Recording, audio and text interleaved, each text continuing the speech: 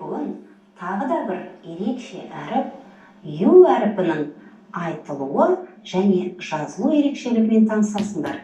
Ендеше бүгінгі сабағымыздың тақырыбы сезім мүшелері туралы өлең құрастырамын тарауы бойынша ю әріпінің жазылуы. Бүгінгі сабақта ю әріпінің енбесін сақтап жазасыңдар. Тірек сөздерді қатыстыра отырып, берілген тақырып бойынша әңгіме құрастырасыңдар. Енді келесі суреттерге назар аударайық. Балалар, ненің суреттерін көріп тұрсыңдар? Кәне, айтып жіберейік. Аю, жаю, ою. Тағы да бір рет қайталайық. Аю, жаю, ою. Яғни бұл сөздердің айтылуы. Енді жазылуына назар аударыңдар балалар. Аю, жаю, ою. Балалар, бұл сөздердің айтылуы мен жазылуында қандай айырмашылықты байқадыңдар? Дұрыс байқап тұрсыңдар балалар. Ю әрпінің айтылуында и, у естілгенімен ю жазылады екен. Бұны балалар әрқашан есте сақтап, келесі ережені жаттап аламыз. Кәне бірге оқиық. Сөзде и, у дыбыстары естілгенімен жазуда олардың орнына ю әрпі жазылады. Мысалға, аю, көркею. Енді осыған байланысты тапсырмалар орындауға дайынсыңдар ма? Жақсы. Оқулығымызды ашып, келесі мәтінді бірге оқиық. Болат пен Юра құрылыс басына барды. Құрылысқа адамдар көп екен. Құрылысшылар 9 қабатты үй салып жатыр екен. Үйдің бірінші қабатында сылақшылар бригадасы жұмыс істеп жүр. Гүлсара мен Юля тәтей құбырларды қою сырмен сырлады. Ал Марат аға кранда жұмыс істейді. Құрылысшы болған қандай жақсы. Балалар, мәтін не туралы екен? Дұрыс, мәтін құрылысшылар туралы. Ал сендер құрылысқа барып көрдіңдер ме? Я, балалар, сендердің кейбіреулерін әкелеріңмен, ағаларыңмен құрылыс басына барып көрген болсаңдар, ондағы адамдардың немен айналысатындығын білесіңдер. Балалар, мәтіндегі ю әрпі бар адам аттарын тауып, айтылуы мен жазылуын салыстырыңдар. Кәне, Юра және Юля. Енді айтылуын көрейік. Юра, Юля. Қандай дыбыстар естіп тұрсыңдар балалар?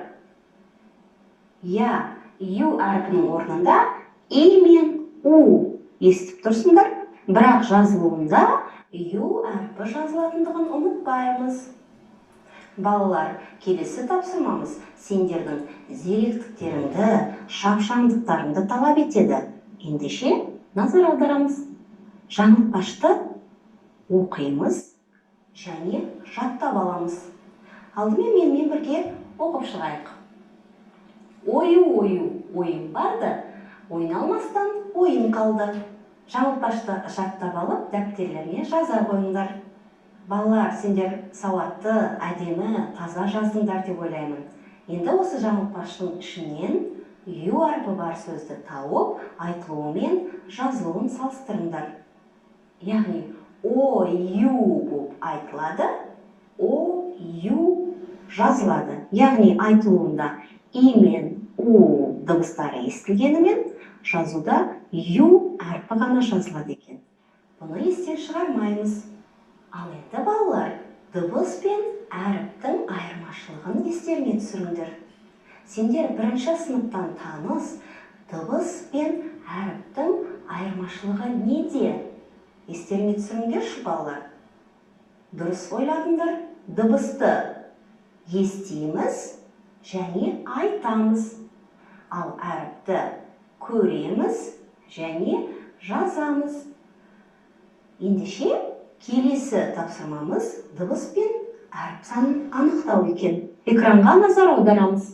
Көбею сөзінде 5 әріп, 6 дыбыс бар екендігін көріп тұрмыз.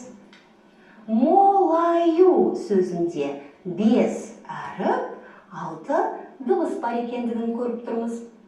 Балалар, ойланып көріңдерші, неге 5 әріп 6 дыбыс бар екен?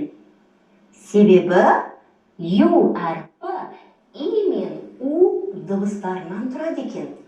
Сондықтан да ю әрпі бар сөздерде әріп саны мен дыбыс саны сәйкес келмейтіндігін естен шығармаңдар балалар. Ал енді қалған сөздерді өздіктерінен дыбыстық талдау жасап көріңдер.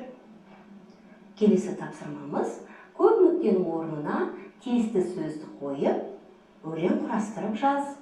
Өлеңді бірге оқиық. Ормандағы аю ойы балға, әрине тою. Балалар, аю неліктен балды жақсы көреді деп ойлайсыңдар? Иә, себебі бал пайдалы және тәтті. Оны сендер де күнделікті пайдаланасыңдар деген ойдамын. Сонымен қай сөзді қойдық? Тою. Осы тою сөзін айтылуы мен жазылуын салыстырайық. Тою, тою. Айтылуында и мен у естілгенімен, жазылуында ю жазылатындығын естен шығармаймыз. Балалар, мына сөздердің соңына қай әріпті қоюға болады? Ойланып көріңдерші.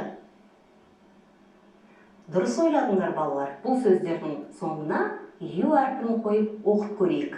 Есею, көбею, сарғаю. Енді осы сөздерді буынға бөле отырып, дыбыс саны мен әріп санын анықтайық. Есею. Бұл сөзде 3 буын, 4 әріп, 5 дыбыс. Көбею. Бұл сөзде 3 буын, 5 әріп, 6 дыбыс. Сарғаю. 3 буын, 6 әріп, 7 дыбыс. Балалар, бұл сөздерде дыбыс пен әріп сандары тең емес екендігін көріп тұрсыңдар, я? Неліктен? Себебі ю әрпі и мен у дыбыстарынан тұратындығын ұмытпаңдар. Балалар, ненің суретін көріп тұрсыңдар? Дұрыс, аюды көріп тұрмыз. Ендеше келесі тапсырмамыз аюмен байланысты болмақ.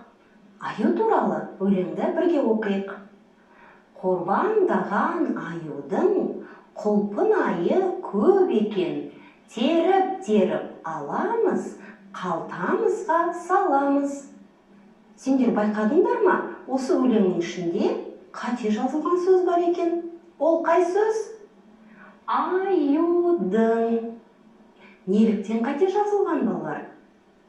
Себебі ю, и мен у дыбыстарының қосындысы болып айтылады, ю әрпі жазылады. Яғни аю болып айтылады, аю жазылады. Бұл тапсырмада балалар, сендер дұрыс жазылған сөздерді кезеге кіргізуіміз керек. Ол қай сөздер екен? Ойланып көріңдер.